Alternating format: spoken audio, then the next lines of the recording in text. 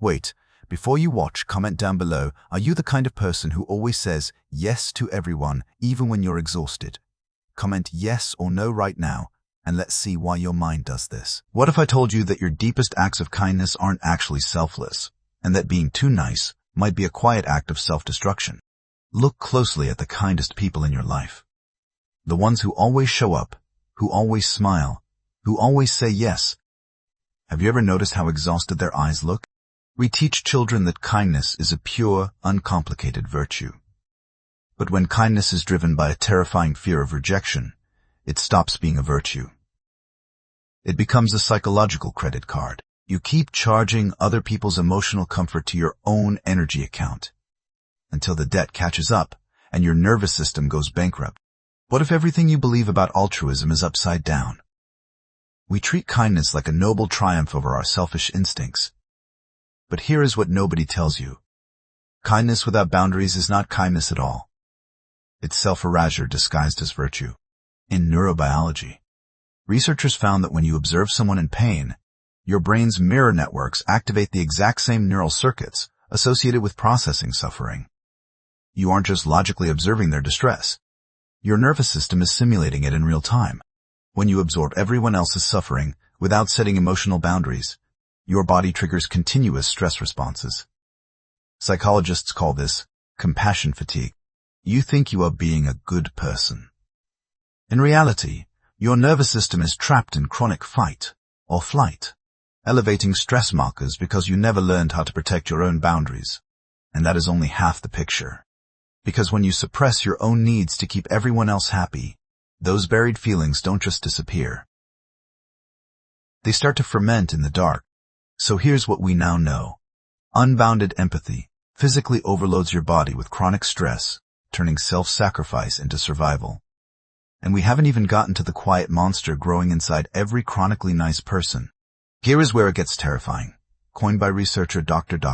Barbara Oakley and clinical psychologists, Pathological Altruism documents real-world case studies, including individuals who drove themselves to financial insolvency and severe health complications through extreme altruism, all because they lack the psychological capacity to say no. It doesn't happen overnight. It starts with small concessions, staying late to finish a coworker's project, lending life savings to family members who never pay it back, or ignoring physical symptoms because someone else needed emotional support. Bit by bit, every boundary is erased until you are literally compromising your own vital health to fix problems that were never yours to solve. In clinical studies, individuals who spent decades suppressing their anger to stay agreeable developed severe immune system dysfunction and chronic depression. Their bodies treat extreme kindness as chronic physical stress. But physical illness isn't even the most dangerous part, because by refusing to say no, you trigger a subconscious psychological counterattack. Behind every act of forced self-sacrifice lives a quiet, poisonous voice, whispering, "What about me?" When you bury that voice to keep the peace, it doesn't die. It turns into passive aggression, sudden explosive outbursts, and a deep, invisible resentment that corrupts every relationship you touch. So here's what we now know. Suppressed boundaries turn genuine care into toxic resentment, destroying your health from the inside out. But this is where it gets even stranger. The kinder you are without limits, the more invisible you become to the world. When you train people to believe that your needs are negotiable, and your answer is always yes, they stop asking what you want. Invisibility isn't peace. It's a slow, quiet death. You end up watering every single plant in the garden except your own roots, until you collapse and the entire garden dies with you. But if you've felt that exhaustion, pay extremely close attention to these next 60 seconds, because one simple rule breaks this cage forever. So how do you break free from this self-destructive loop without turning into a cold, selfish monster? You start applying the airplane oxygen mask rule. On an airplane, you are instructed to secure your own mask before helping others. If you pass out from a lack of oxygen, you're useless to everyone on that plane. But what if I told you that most kind people are actively tearing off their own oxygen masks on purpose? Practice the pause. When someone asks for your time or energy, take 10 seconds before answering. Ask yourself, am I handing them a genuine gift, or am I paying a bribe to buy their approval? If it's a bribe, close your wallet. When your boss asks for an extra assignment at 6 p.m., or a friend demands an urgent favor you don't have the energy for, use the gentle script. I care about helping you, but I don't have the capacity to do this justice right now. No elaborate excuses.